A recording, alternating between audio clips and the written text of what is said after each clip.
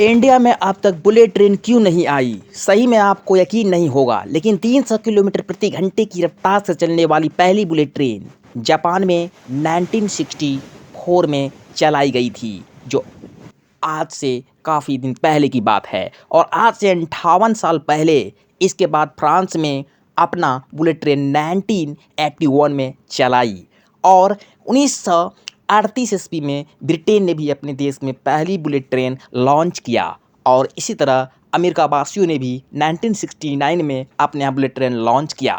और इसके बाद साउथ कोरिया ने भी 2004 में अपने यहाँ बुलेट ट्रेन लॉन्च किया। लेकिन चीन भी इससे पीछे नहीं रहा, ये भी लॉन्च कर चुका है। लेकिन अभी तक भारत में बुलेट ट्रेन क्यों नहीं आए, ये सोचने वाली बात है। क्योंकि आज का भारत 2022 का भारत है, जहाँ ना तो नेचुरल सोर्स की कमी है, ना ही पैसों की कमी है, ना ही इंफ्रास्ट्रक्चर की कमी है। इसके बाद भी भारत ने क्यों नहीं बुलेट ट्रेन लाई, ज़्यादा पुरानी बात नहीं है।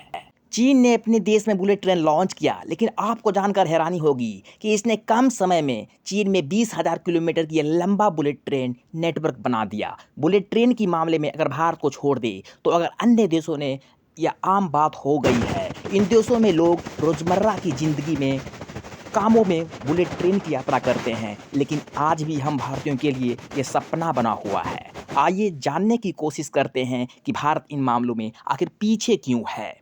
दोस्तों, बुलेट ट्रेन को चलाने के लिए खास तरह की बैटरियों की ज़रूरत होती है, क्योंकि बुलेट ट्रेन 300 किलोमीटर की रफ्तार से दौड़ती है।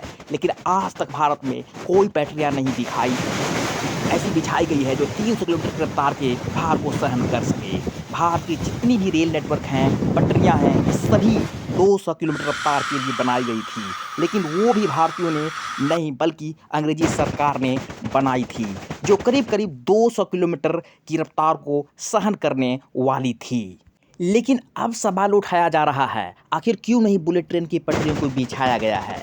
इस पर कौन सा चैलेंज है? असल में यह पूरा मामला खर्च पर आकर रुक जाता है। बुलेट ट्रेन के 1 किलोमीटर के ट्रैक की बनाने के लिए पूरे 120 करोड़ का खर्च आता है।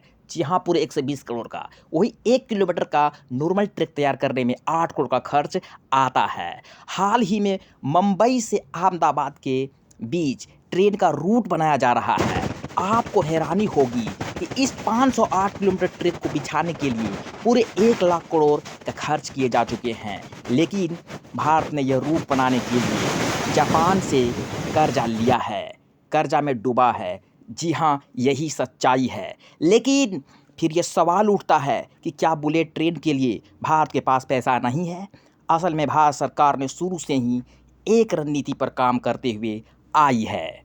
दोस्तों, भारत में जितने बड़े प्रोजेक्ट बनाए जाते हैं, उसमें सरकार खर्च करती है। बड़े बड़े इंजीनियर्स को हायर किया जाता है, मटेरियल्स भी सरकार ही देती है, यानी सब कुछ सरकार के जिम्मे होती है।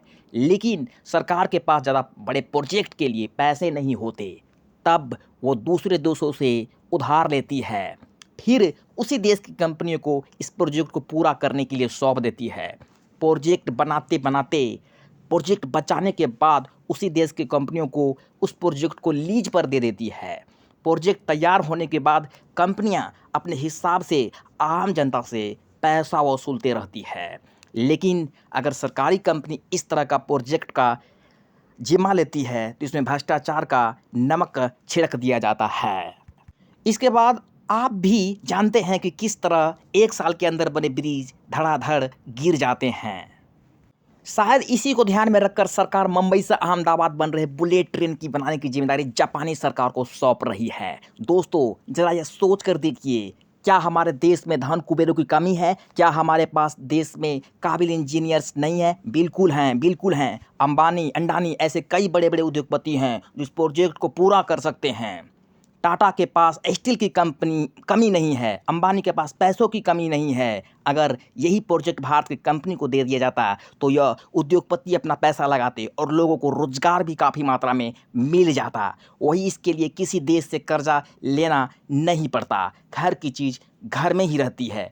दोस्तों, ये सारी कारण जिसके चलते आज भी बुलेट ट्रेन पूरी तरह बन नहीं सकी है।